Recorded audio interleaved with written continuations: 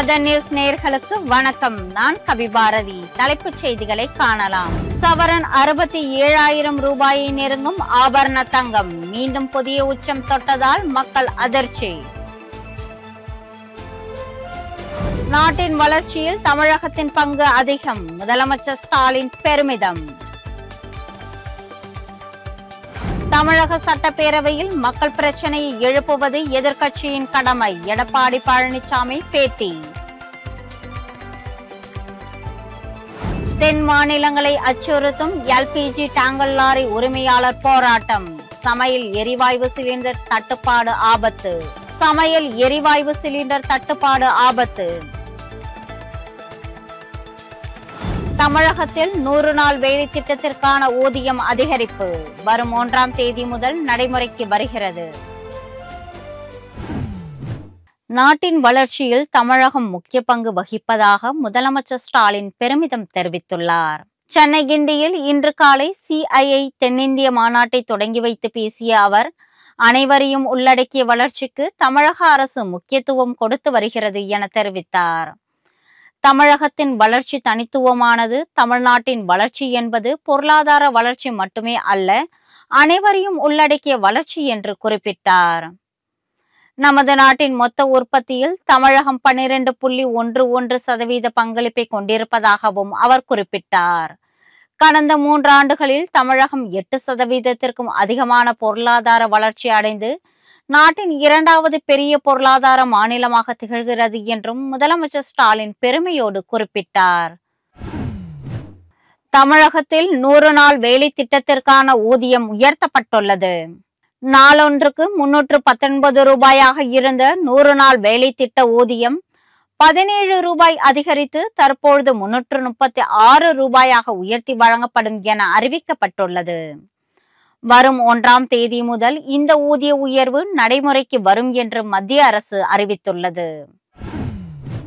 தமிழக சட்டப்பேரவையில் மக்கள் பிரச்சனையை எழுப்புவது எதிர்க்கட்சியின் கடமை என்று எதிர்க்கட்சி தலைவர் எடப்பாடி பழனிசாமி தெரிவித்தார். சட்டப்பேரவை வளாகத்தில் செய்தியாளர்களுக்கு பேட்டியளித்த அவர், சட்டப்பேரவையில் மக்கள் பிரச்சனையை பேசுவதற்கு திமுக அரசு அனுமதி வழங்குவதில்லை என்றும், திமுக எதிர்க்கட்சியாக இருந்தபொழுது நேரமில்லா நேரத்தில் முக்கிய பிரச்சனைகள் குறித்து கேள்வி எழுப்பிய போது தாங்கள் பதில் அளித்ததாகவும் அவர் கூறினார். மதுரை மாவட்டம் உசிலம்பட்டி காவல் நிலையத்தில் பணிபுரியும் காவலர் முத்துக்குமாரை கஞ்சா வியாபாரிகள் தலையில் கல்லை போட்டு கொன்றுள்ளனர் என்றும், அவரது நண்பர் தீவிர சிகிச்சையில் இருக்கிறார் என்றும் அவர் தெரிவித்தார்.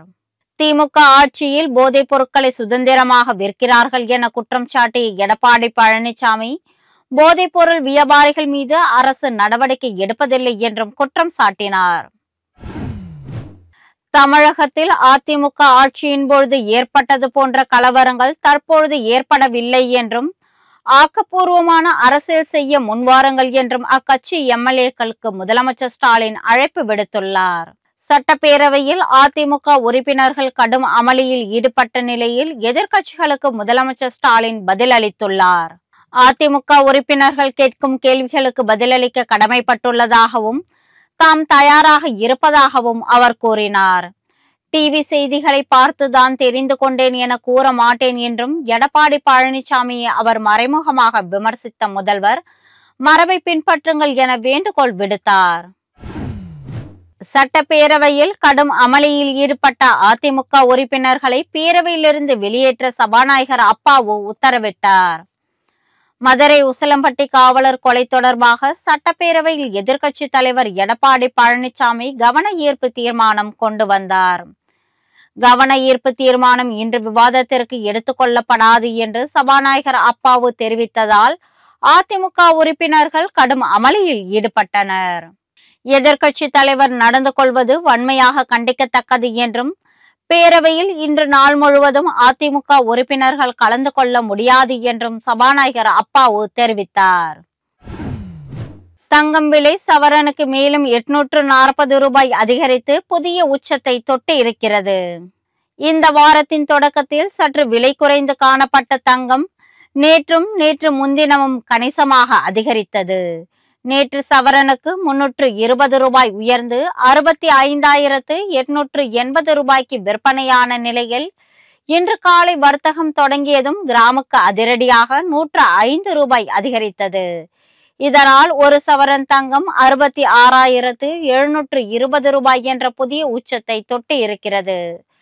சவரன் 67,000 ரூபாயை நெருங்குவதால் திருமணம் போன்ற சுப நிகழ்ச்சிகளுக்காக தங்கம் வாங்கும் நடுத்தர மக்களும் ஏழை எளியோரும் அதிர்ச்சி அடைந்துள்ளனர். இத்துடன் ஆதன் செய்திகள் நிறைவடைகின்றன. வணக்கம்.